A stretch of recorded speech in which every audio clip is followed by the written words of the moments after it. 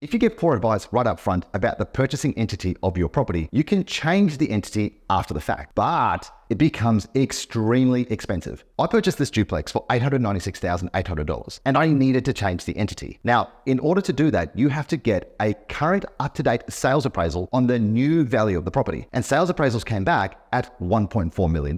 So to change the entity, you need to factor in two things. Number one is you need to pay the stamp duty to transfer the title from the old entity to the new one. And stamp duty on a $1.4 million purchase was $60,000. But it doesn't stop there. You also need to pay the capital gains tax from the old entity to the new one. And at $1.4 million, I was looking at a gross uplift of over $500,000. So I would have need to pay approximately $100,000 in capital gains tax. So a huge amount of stamp duty and a huge amount of capital gains tax just because I was given poor advice around the entity to purchase the acquisition in. So takeaway, make sure before you purchase any property, you speak to your accountant, your financial planner, you get the advice and the entity right from get-go.